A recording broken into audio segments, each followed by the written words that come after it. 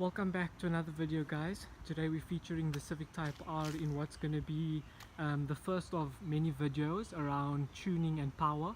Specifically this car having a turbo, what's the process for tuning, how much power does it make.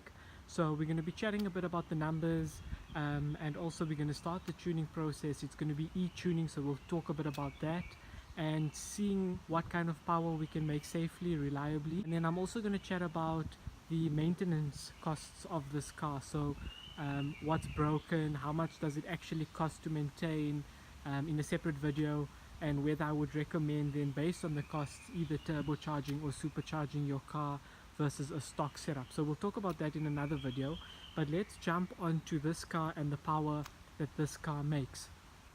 Okay, so from factory stock, these cars make about 147 kilowatts. Up here at altitude on the dyno, wheel kilowatts, you're looking at around 115 to 120 wheel kilowatts. So that's what a stock Civic Type R FN2 will do here at altitude. Now, when I got my car turbocharged down in East London, the guy who did my setup, or basically did my turbo conversion, he had it dynoed a good couple of years ago, and that's why I thought it would be worthwhile to show you guys this graph of what he's done and his numbers, bearing in mind that that is also at the coast, having it dynoed up here and see what kind of power we make.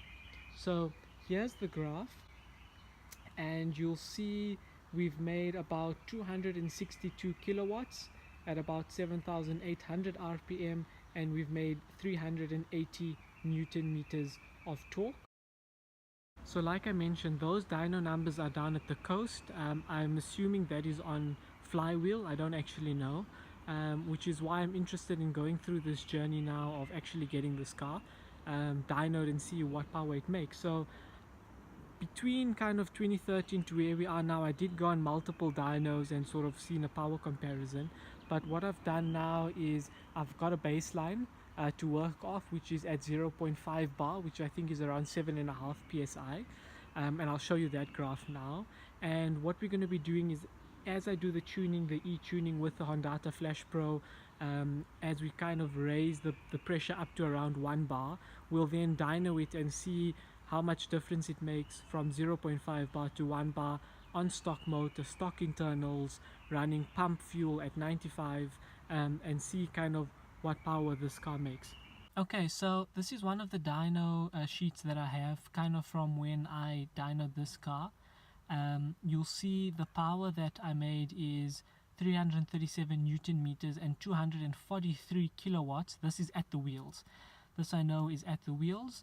So you'll see this power it's quite different from what was done at the coast. Remember, this is on 0.5 bar boost, which is around 7.5 psi, and that's, if it will focus, the Honda Flash Pro that we're going to be using to do e-tuning via. So that's kind of what power we're looking at 0.5 bar, so around 240 odd kilowatts and 337 Newton meters.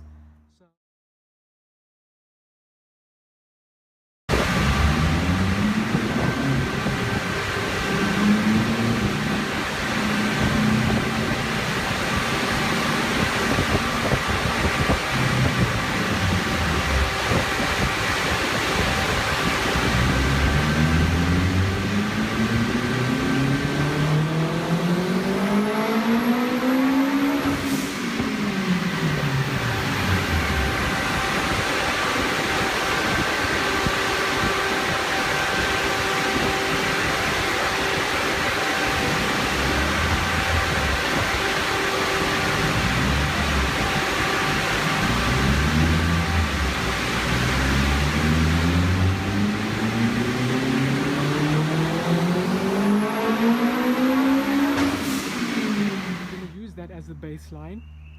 The next couple of videos is going to be about installing the new map, how I install it, how I data log for that map, the changes made, and over time, over a week or two, how that translates into power at around 1 bar.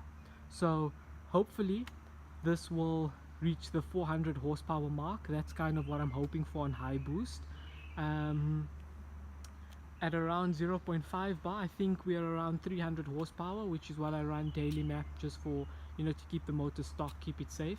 But let's push it a bit to 1 bar and see if we can crack the extra 100 horsepower with another 0.5 bar boost. So stay tuned and let's see what this car can do.